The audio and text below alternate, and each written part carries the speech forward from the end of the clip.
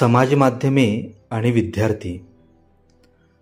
नवीन तंत्रज्ञानाच्या प्रभावामुळे समाज माध्यमे, मोबाईल आपल्या सर्वांच्याच जीवनाचा अविभाज्य भाग बनले आहेत. हे एक हत्यार आहे.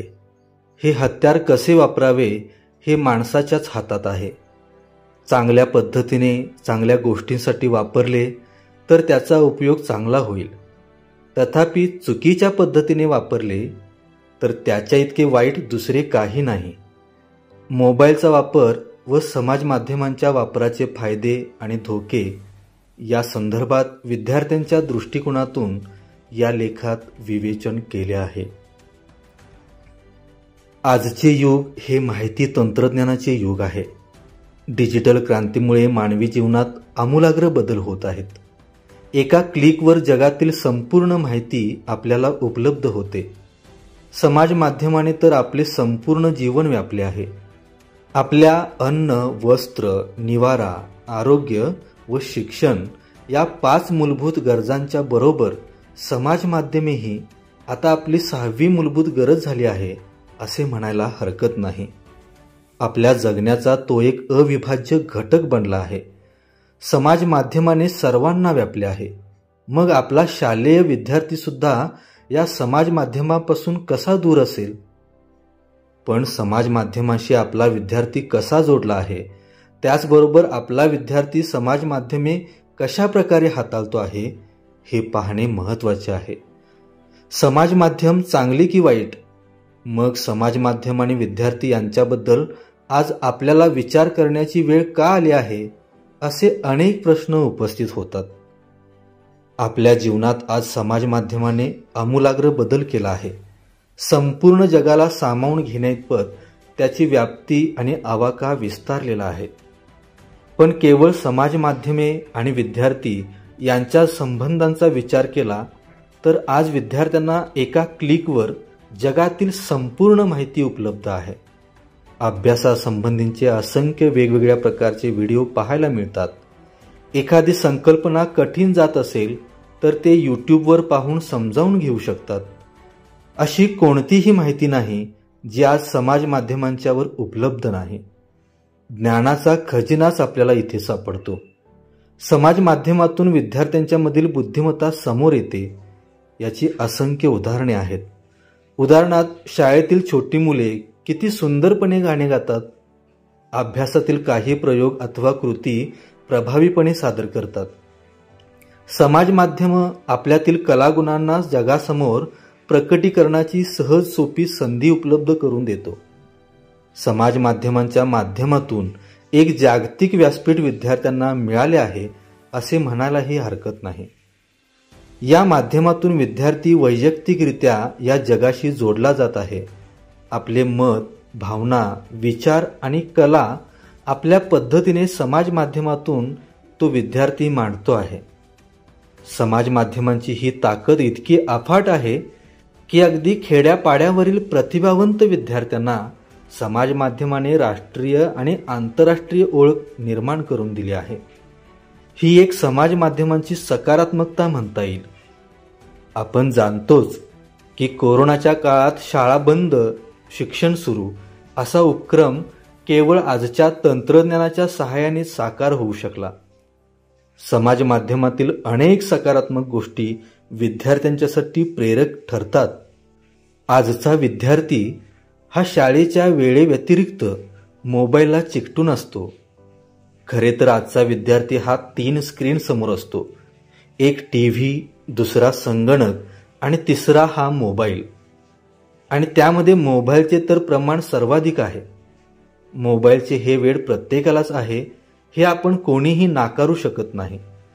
पण विद्यार्थ्यांच्या बाबतीत हे वेड त्याच्या भविष्याच्या दृष्टीने घातक ठरू शकते.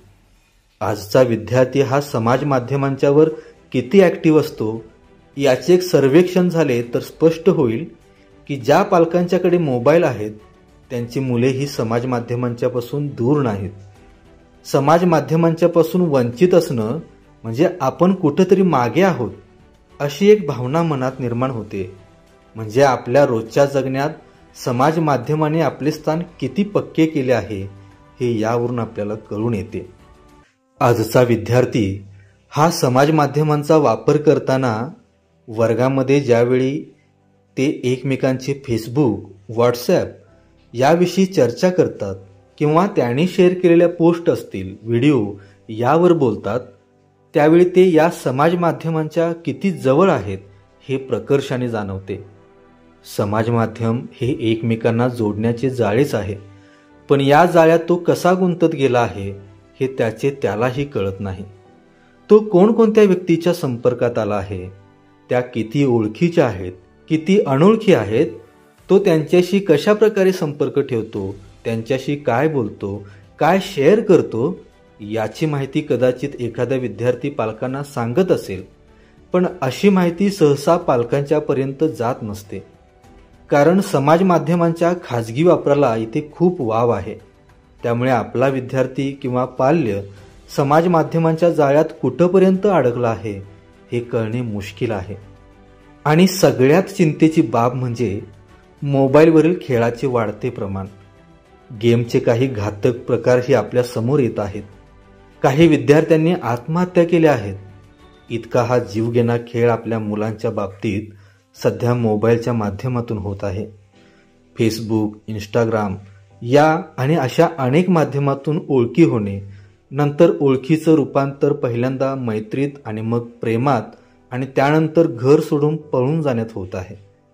अशा प्रकारे किशोरवयीन मुले-मुली अशा वरवरच्या दिखाऊ आणि प्रदर्शनीय नात्यांना भुलून चुकीचा मार्ग स्वीकारताना आपल्याला दिसत आहेत. अजाण मुलांना आपल्या जाळ्यात ओढून त्यांचा गैरफायदा घेणारे काही लोक आज अशा माध्यमावर सक्रिय आहेत.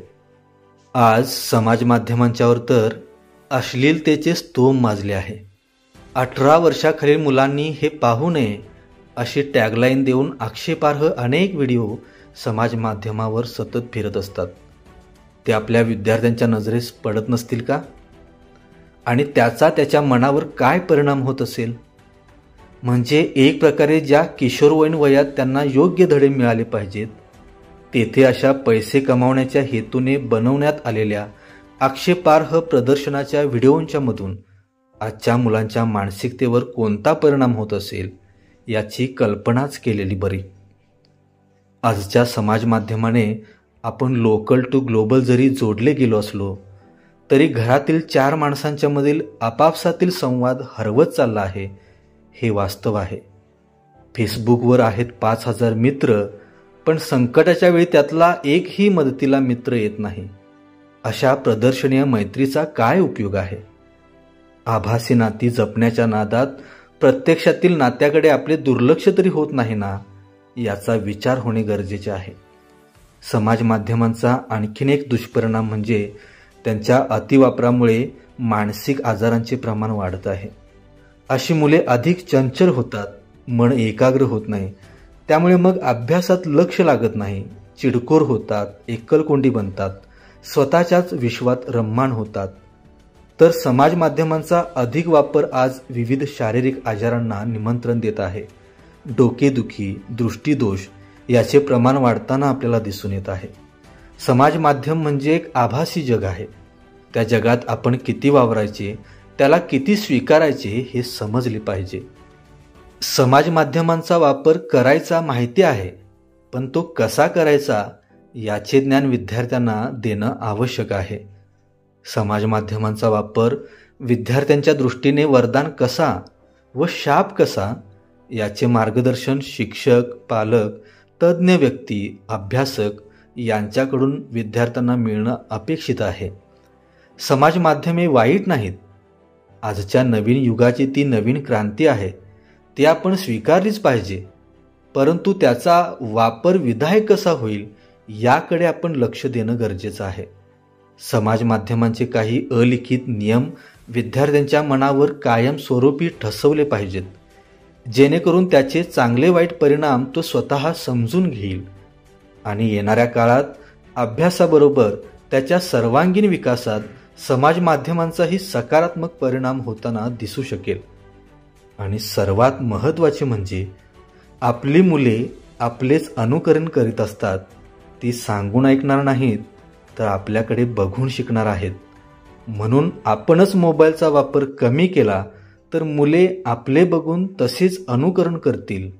म्हणून शिक्षक आणि पालक यांनी कृतीतून हे दाखवून दिले पाहिजे.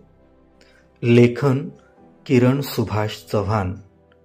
लेखक माध्यमिक विद्यालय आरदाळ, तालुका आजरा, जिल्हा कोल्हापूर येथे कार्यरत आहेत. मित्रहो, आपल्याला हा जर व्हिडिओ आवडला असेल तर आपल्या मुलांना, विद्यार्थ्यांना आवर्जून दाखवा, आपल्या मित्रपरिवारामध्ये शेअर करा आणि आपली प्रतिक्रिया खालील कमेंट बॉक्समध्ये जरूर कळवा. आणि अशाच माहितीपूर्ण व्हिडिओसाठी आमच्या चॅनेलला सबस्क्राईब करायला विसरू नका.